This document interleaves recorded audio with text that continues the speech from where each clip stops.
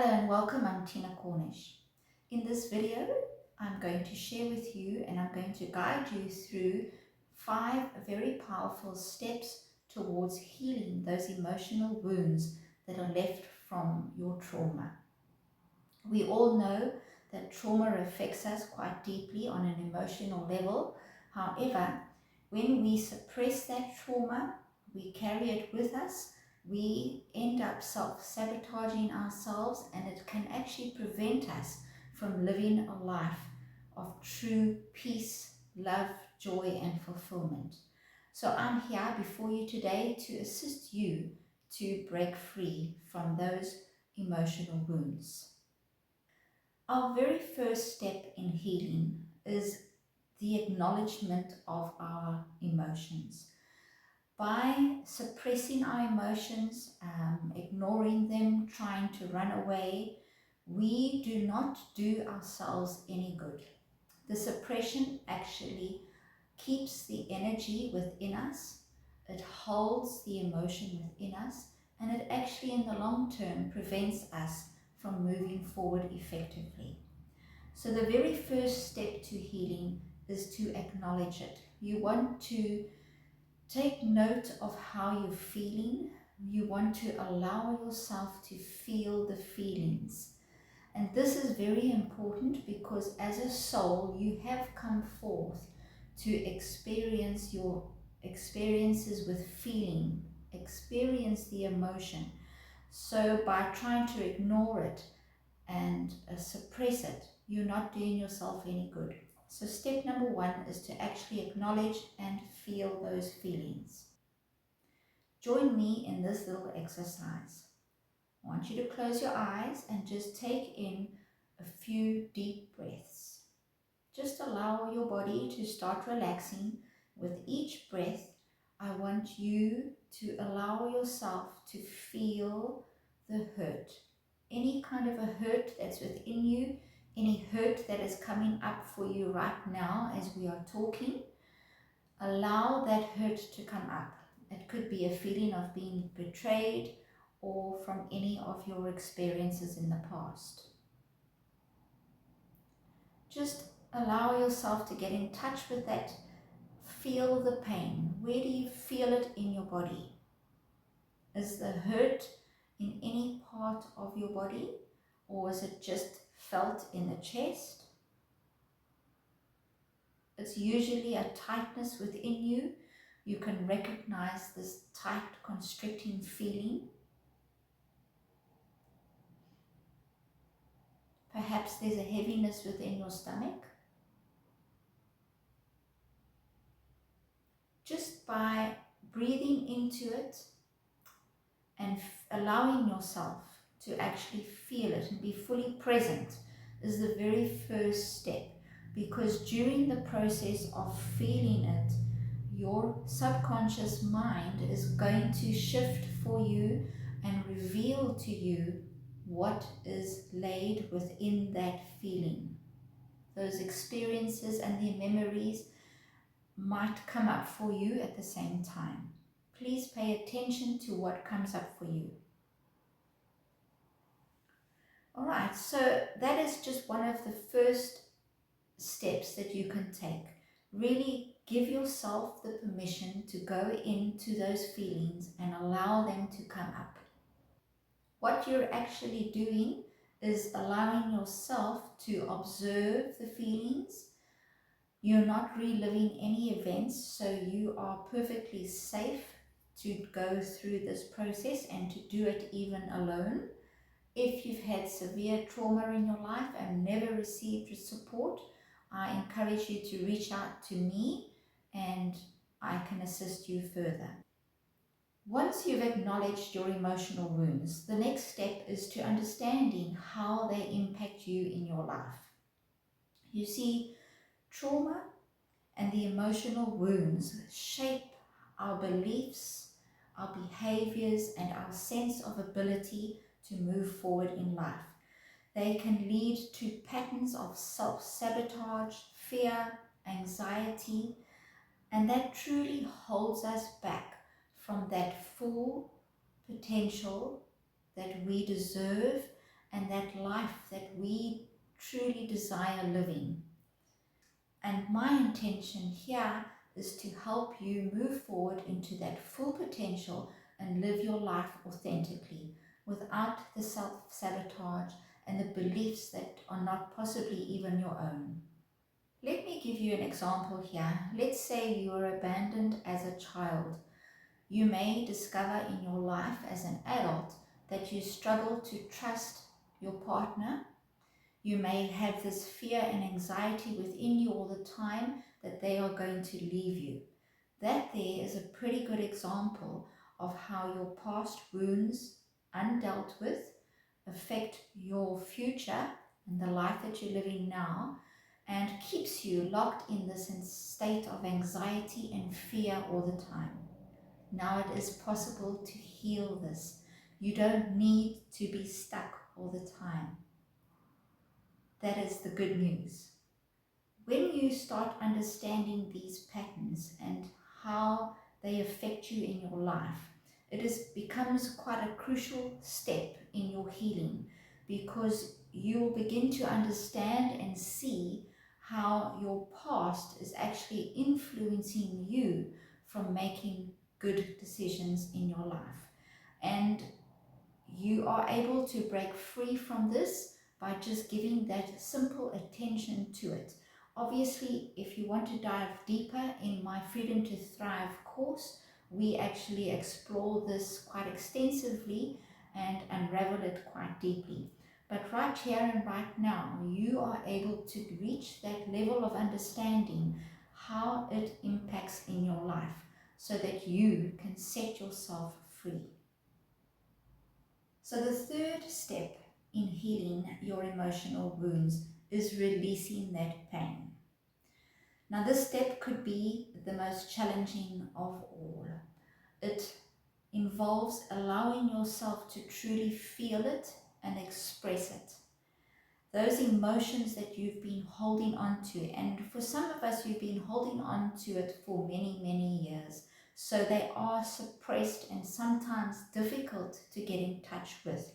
But I would like to encourage you to allow yourself to be persistent in feeling these feelings, letting them come up, because they are truly liberating. You will really feel the shift in you when you address these feelings and allow yourself to express them. So releasing your pain doesn't mean that it goes away completely, all right? You are still going to have the memory, and you may still reflect back on the pain once you've healed through it, but your vibration is going to shift. You're going to have an energy frequency shift within you, which ultimately attracts to you something different in your life. So I encourage you to feel the feelings, to express those feelings, and to truly go with the flow of them. So what exactly does it mean by releasing those feelings? All right, obviously it is letting go. In order to let go, you have to be aware of your feelings, you've acknowledged them, you are deep within that feeling. In other words, you could be feeling sad. And then you want to consciously choose that you are going to feel and release. Now, if you're sad, often sometimes the tears can come up, sometimes anger can come up. So you're going to allow yourself to go in and express it. So if tears want to come out, you allow those tears out. If anger wants to come out, you allow the anger out. You allow those feelings to come out and you feel yourself expressing it.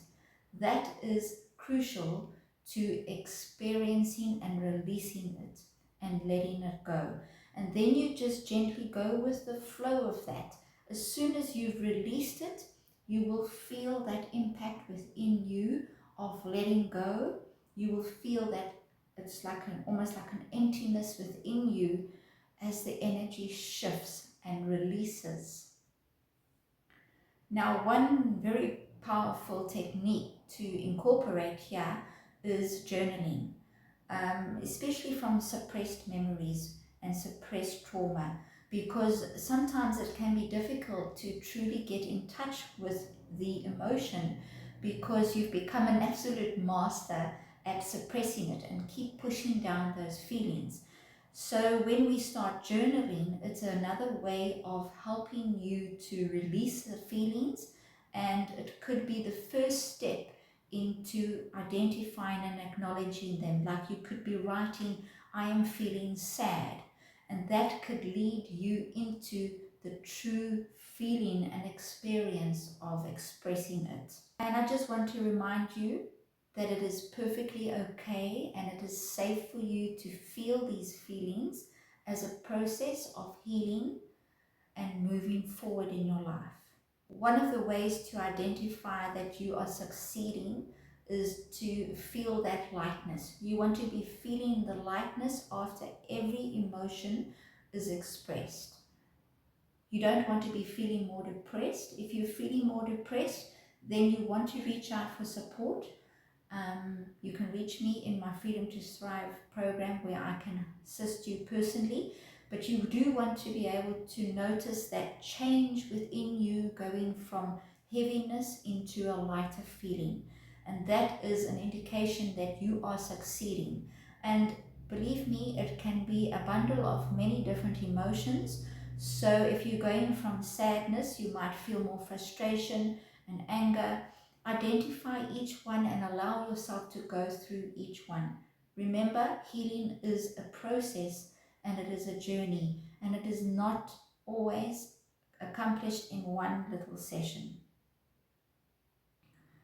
The next step for healing and releasing is forgiveness. Now, forgiveness is not always easy and it is often misunderstood. Forgiveness is not about letting the other person off, forgetting the event. It's nothing like that at all.